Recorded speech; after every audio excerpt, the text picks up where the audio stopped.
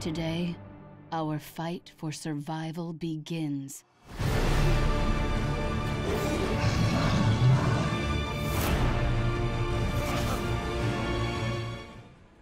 Hello there, Seraph17 once again. This is my Extinction Master Sentinel video walkthrough. We are on the 26th mission. It's called Behind Enemy Lines, and it is a rescue civilians kind of mission. The bonus objective is to break armor, which means we're going to have some of the giants turning up, and we're going to be breaking the armor on the giants as well.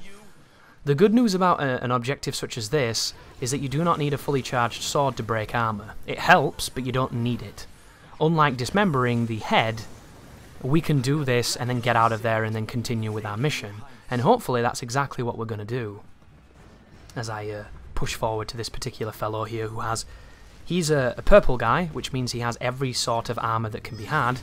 And I immediately go in and attack his bracelet on his ankle, take out the thorns, and then proceed over here to try and take out his arm. But did you see the path I used there, where I walked underneath his thigh and got around to his bum? That's the best path to navigate from between their legs to stop yourself from getting put in a situation where they can smack you. And of course the detection on the smack, because it is so wide and has a big radius of detection that doesn't touch you and can still hurt you, it's the best path to go at all times when trying to navigate away from these monsters. If you go any wider than that, you can get hit. And it's the reason why I used the method that I did. But I need to... Why not attack the arm, Chris? The arm is wood. I seem to be... I'm going to kill it, really? Okay, weird. Maybe that's part of the objective. I must not have read that part. I don't know.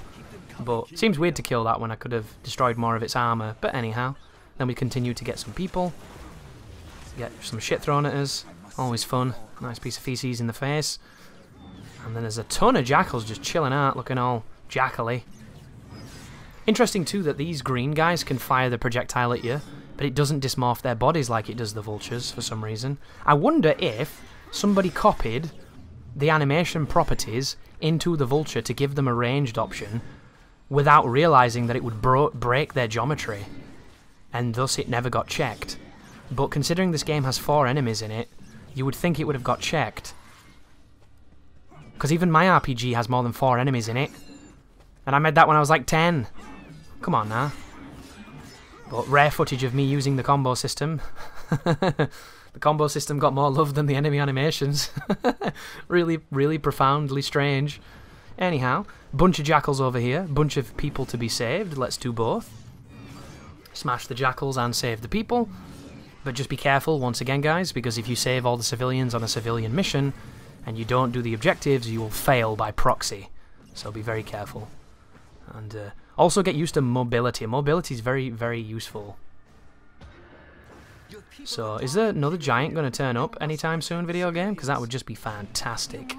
This is another one of those missions where I would advocate potentially not getting this mission. Perhaps get one that involves killing jackals, because then you're working towards the mission by playing it, rather than having to wait for the giants to turn up and break their armor. But that being said, this is not a bad mission. Look at that, just obliterates that tower. First thing he does. Big purple douchebag. He's got lots of wood though, which is good. Don't step on me. Wow! How did I not die just then? This is a very strange and mysterious game. It works in ways one cannot comprehend. But hopefully, once we've broken each of the armor pieces, if he has shoulder pads, we should be able to do the objective on this guy alone. So both his legs have gone. Be careful of the butt stomp. It touched me still, and I managed to roll through that, which is nice. And then I can chop off his arm, which is always good. Don't land on me, please. Uh-oh. Mistakes were made. That was one of those moments, right, wasn't it, where everything was against me, apparently. Couldn't do anything right for doing wrong. But not to worry. Not a difficult mission, this one. And you guys won't die to that bitch. You'll just chop him up like a beast.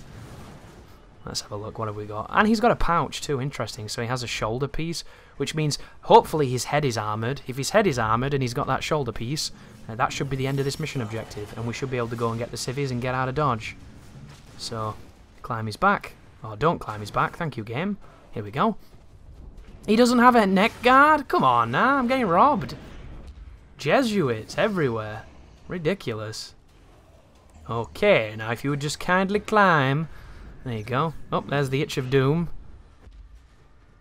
It's funny as well, you know the detection of the kill strike? It interrupts the animations. So if you can get that detection, it will stop him from going to reach for his back and it will force him into a neutral animation. However, if the animation goes too long, it will remove the kill strike's prompt. So if you do it, all you do is sit there like a twat in slow motion while he tries to smack you. It's very reminiscent of the heat actions in Yakuza, if you've ever played those games. In Yakuza, you can only do a heat action to a neutral enemy. So if you start trying to press the heat action the moment the enemy starts to attack, you will get nothing and they will hit you in the face. And it's been a design element to that game that I've hated since the beginning of time. There was me, Adam and Eve, in a really nice garden and that shitty mechanic. It was dreadful. And they never changed it either. And it's funny too because the button that you press for the heat actions is also the button that you grab with. So the amount of times you grab, completely whiff like a twat, and they get to punish you because the recovery on the grab is the longest animations in the game pretty much, is really miserable. Because it shouldn't work like that, but it always did, and they never tweaked it. Because it's one of those really strange legacy tautological design philosophies of it worked, kind of, so we keep it because it kind of works. But here is a thorny dude, and it explains why this video is so long, because I took forever to cut the bloody armour, didn't I?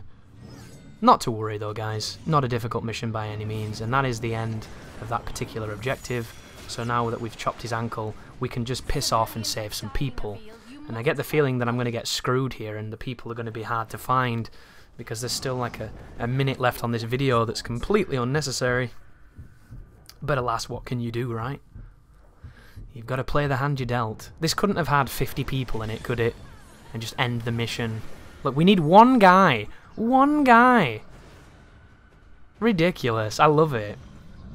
I'm getting stuck on the tree too. I love that also.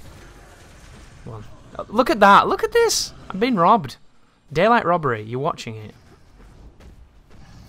And because I've got so much faith in the map, I'm going to completely ignore any prospect of there being a closer survivor, and I'm going to go for the one that's 400 meters away and still not showing on the bloody map. Look at it. It's showing on the HUD, isn't showing on the map. Why? Gosh, I'd love to talk to the people that made this game, because all two of them are going to feel my wrath. Alright, so there's the end of the mission anyhow, guys. 20 civvies rescued, armor broken. Don't pick the armor broken one, it's a stupid objective for that mission. Pick something else. And as always, thank you very much for watching, and you take care now.